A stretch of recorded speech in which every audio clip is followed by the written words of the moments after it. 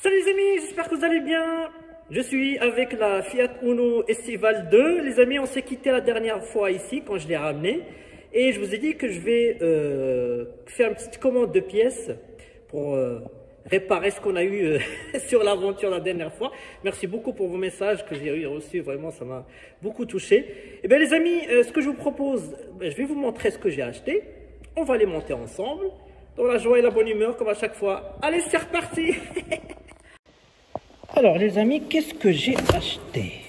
Alors on va parler déjà de la première panne que vous savez que j'ai eue. Donc tête de Delco. Donc j'ai acheté le tête de Delco. Valeo. Valeo c'est une très bonne marque. Hein. Et ce qui m'a impressionné quand je l'ai reçu, ça me fait vraiment plaisir, c'est que ça fait longtemps que j'ai pas vu des pièces comme ça. Made in France. Ça fait longtemps que j'ai pas vu. Et Valeo, c'est une entreprise très connue. Hein. Quand j'étais en école d'ingé, avoir un stage chez Valeo, c'était quelque chose de valorisant sur le CV. Donc voilà. Tête de Delco. Propre, neuf, bonne qualité. Et je crois maintenant avoir le problème. Parce que le week-end dernier, je l'ai démonté. Parce qu'elle m'a fait encore le coup. Et j'avais ce système-là qui est tombé dans mes mains. Et je l'ai tourné comme ça, il est tombé en fait. En fait, il ne tient plus. Alors que là, il tient. Et l'autre, je vais vous montrer de toute façon après. Il est vraiment enfoncé, quoi. Alors que là, il n'est pas enfoncé. Donc, de toute façon, on va démonter l'autre et je vais vous montrer la différence. Ça, c'est le tête de Delco. Ensuite, j'ai profité pour acheter toit d'allumeur. Il faut toujours profiter, ça coûte rien. Et toujours même marque, comme ça, il n'y a pas de problème. Donc pour Fiat, voilà, donc tête d'allumeur, hein, standard, vous connaissez. Ensuite, j'ai profité, c'était en promo. Voilà, les essuie-glaces Bosch. Voilà, 450 mm. Il était en promo, donc au mieux en profiter. Alors le mien, en fait, c'est l'armature qui fait du bruit dans les va-et-vient. Donc voilà, vaut mieux changer, ça coûte rien du tout. Et le reste, c'est le petit pack. Alors le petit pack, ça c'est toujours dans toutes mes voitures, quelles qu'elles soient. J'ai toujours mon petit pack, on va dire, de sécurité. Le premier, c'est l'extincteur. Alors là, les amis, je vais le redire encore une fois, et à chaque fois que je vous le dis, achetez-le. Franchement, ça coûte rien du tout. Ça peut vous sauver la vie, ça peut sauver la vie des autres.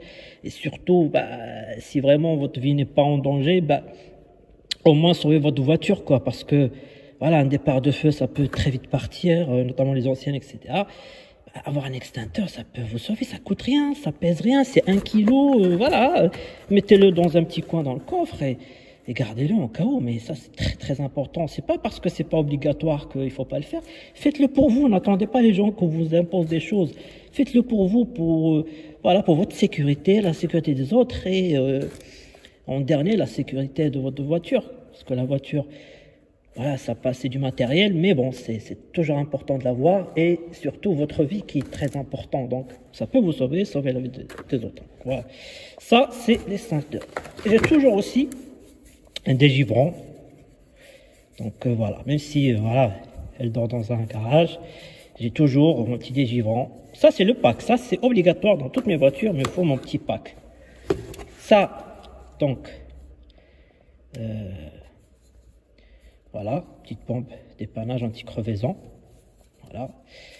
Et puis voilà, le reste, liquide de refroidissement, liquide de lave-glace, ça c'est dans le coffre, ça c'est la base. Sans oublier bien sûr, hein, donc l'huile, un petit bidon d'huile, une petite caisse à outils, mais ça vous connaissez. Mais voilà, moi j'achète toujours mon petit pack, ça il manquait ça sur la Fiat que j'ai acheté, donc voilà. Bon c'est reparti pour changer ça et je vais vous expliquer surtout la panne de la surchauffe parce qu'en fait c'était rien, vous allez rigoler. Allez c'est reparti. Donc, on va enlever le Delco et juste à le déclipser, hein, comme je l'ai montré la dernière fois, ça tombe tout seul. Voilà. Donc ensuite, vous enlevez les faisceaux et juste à les tirer comme ça. Mais attention hein, quand même, hein, mémorisez-les, hein, c'est très important. Il y a, si vous regardez ici, là, vous regardez ici, il y a des chiffres, d'accord? Et sur la tête de Delco, en fait, l'allumeur, on appelle ça, l'allumeur, c'est comme votre briquet, en fait. Et sur un moteur 4 cylindres, l'ordre, c'est toujours 1, 3, 4, 2. Donc le doigt d'allumeur, quand il va tourner, il touche le 1 qui est là, regardez, 1, il est là. Ensuite, il va donner au 3, ici. Après, il va donner au 4. Après, il va donner au 2. C'est toujours comme ça, un moteur 4 cylindres. Donc 1, 3, 4, 2. Donc en fait, l'essence rentre dans le cylindre, par exemple 1. Et là, l'étincelle se met donc comme un briquet. Hein. Donc voilà, et après le 3, après le 4, 2, et ça fait 2, 2, 2, 2, 2, 2, 2, 2, 2, ça tourne, ça tourne. Voilà en fait le principe. Donc c'est pour ça que se tromper du faisceau, bah, votre moteur ne démarrera pas, hein, ou va pas pétarder, etc. Donc il faut vraiment respecter toujours l'ordre. Si vous vous trompez, bah, vous regardez votre cylindre et puis vous suivez. Hein. Donc 1, 3, 4, 2. Voilà. Donc pour illustrer mes propos, donc je vous ai fait une petite image ici. Donc là, vous avez le tête de Delco que je vous ai montré. Dans l'ordre des cylindres, donc 1, 2, 3, 4. Par contre, l'ordre d'allumage, c'est différent. Donc c'est 1, 3, 4, 2. Et les constructeurs, parfois, ils le mettent l'ordre. Hein. Par exemple, ici dans la Fiat Uno, je vous ai fait une petite photo. Donc derrière la culasse, ils ont bien marqué 1, 3, 4, 2. Donc normalement, vous ne pouvez pas vous tromper. Et donc l'animation, ça donne en gros ça. Voilà. L'ancien. Donc voilà. Donc on dirait qu'il y a même un trou. Une sorte de trou là. Et là, il est totalement plat. Donc voilà. Et ce que je vous ai dit tout à l'heure, c'est que lui, il ne tient pas du tout. Vous avez vu? Il ne tient pas du tout. Putain, il y a même un trou, quoi. Putain. Donc voilà, j'ai remis les faisceaux bien comme il faut, dans l'ordre. Donc comme j'ai dit, donc l'allumage haute tension arrive, il sort, il rentre par là, il sort par ici, et il donne donc au doigt d'allumeur, qu'on va d'ailleurs enlever, il y a juste à pousser comme ça. Et donc, quand il va le pousser, quand il va se mettre en contact avec celui-là au milieu, il va tourner et donc il va se mettre en contact avec celui-là et il va tourner, il va faire ses 1, 3, 4, 2 et il va allumer cylindre par cylindre, tac tac tac, et ça fait le démarrage et le moteur tourne. Plus ça tourne vite, plus ça accélère, et plus l'essence rentre et l'air. Voilà, principe. Sur le doigt d'allumeur, il m'a l'air... Bon, ça c'est moi qui a frotté un petit peu. Mais bon, ça a l'air un peu...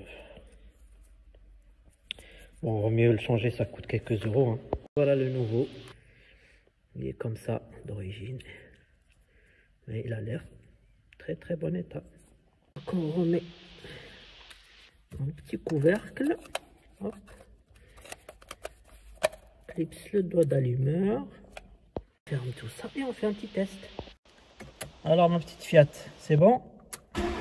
Ah, quart de tour. Ah, bah voilà.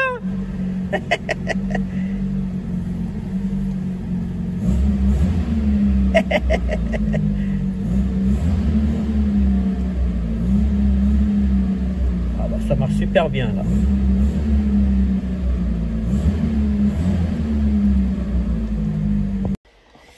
Et ben voilà, tout est neuf maintenant les amis, donc ça c'est bon, donc voilà, hein. N'hésitez pas, hein, chaque fois, dès que vous aurez des problèmes de démarrage, etc., n'hésitez pas à jeter un coup d'œil, ça coûte rien du tout, vous changez et c'est reparti pour des milliers de kilomètres. Maintenant les amis, souvenez-vous du surchauffe. Et bien les amis, quand j'ai commencé à investiguer, j'ai constaté en fait que bah, en fait, il fonctionne en intermittence. La dernière fois, comme vous vous souvenez, je l'ai chanté. Ça a fonctionné, mais quand je suis arrivé à 3, le lendemain, je reviens et je vois que mon chantage ne fonctionne pas. Du coup, bah, j'ai investigué, j'ai enlevé même le chantage. Je l'ai branché en direct avec la batterie. Et là, il fonctionne. Ah, j'ai dit, c'est pas possible. Il y a un souci quelque part. Parce que si je le branche en direct et qu'il fonctionne, je vois pas pourquoi il ne fonctionne pas en chantant le thermostat. Donc, j'ai quasiment enlevé l'hypothèse du thermostat. Et du coup, bah, en fait, ce qui s'est passé, bah, c'est juste la masse qui est juste là, qui était oxydée. Donc là, il y a une branche, il y a plusieurs masses où sont branchés plusieurs composants. Donc en fait, celui-là, il était branché ce côté-là qui est un peu oxydé. Ce que j'ai fait, j'ai juste remis dans une autre masse et là, ça fonctionne. Donc là, j'ai fait un test, j'ai laissé le moteur tourner jusqu'à ce qu'il le chauffe bien. Et là, le ventilo s'est remis à fonctionner tranquillement. Donc voilà, c'était juste une petite masse qui nous a fait cette petite surchauffe. Donc voilà, maintenant l'affaire est réglée. Donc tout est rentré dans l'ordre, il n'y a plus aucun problème. L'allumage c'est bon, le ventilo c'est bon. C'est reparti pour des millions de kilomètres. Faire le test, comme ça vous pouvez constater. Parce que ça va chauffer, qu'est-ce que ça faisait? On va laisser un peu tourner.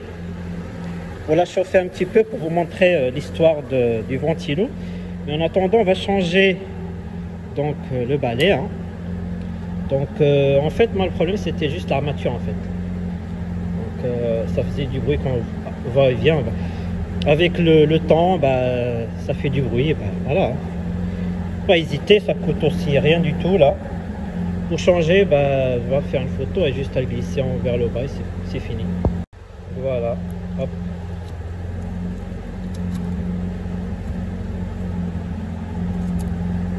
Donc voilà, même taille. Là au moins l'armature elle est costaud. Hein. Putain, regardez les amis, il est d'origine, c'est incroyable. Wow, l'essuie-glace qui est d'origine quoi. Wow, ça c'est beau ça. C'est beau. Hein. Ça il est d'origine Fiat. Hein. Franchement, ah, voilà. Origine Fiat, c'est incroyable. Il est mignon en fait. Il est plus mince que le Bosch.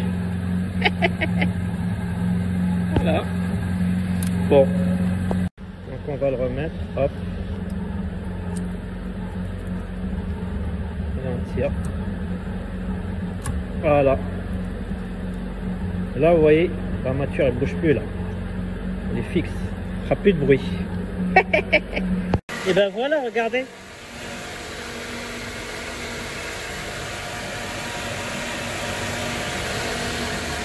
Donc si j'enlève la masse, voilà. C'était juste la masse. Voilà. Ben voilà. Donc on va mettre le petit pack. Là, je vais essayer de trouver une petite caisse pour mettre tout ça. Le gilet jaune, bien sûr. Ça, c'est à garder au garage au cas où.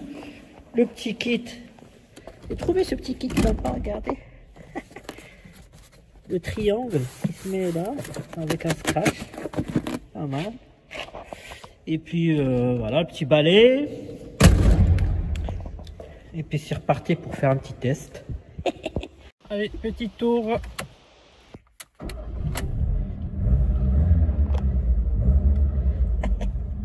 Quart de tour. Bon, bah, ça a l'air de bien tourner. Il n'y a plus de coupure. La combustion se passe très très bien. Il n'y a plus de problème, ça y est. Là, on sent vraiment la différence. D'habitude, elle broutait un petit peu, mais là, elle accélère net. Bon, bah, ça tombe bien, il pleut. En cette période que je déteste, il fait déjà nuit. On va essayer l'essuie-glace. Donc là, vous avez vu la différence? Là, il n'y a plus de bruit. essuie très très bien. Et Bosch, moi j'achète toujours les essuie-glaces, toujours chez Bosch. Bosch, c'est la qualité. Dutch qualité. Oh bah ça m'a l'air tout bon tout ça.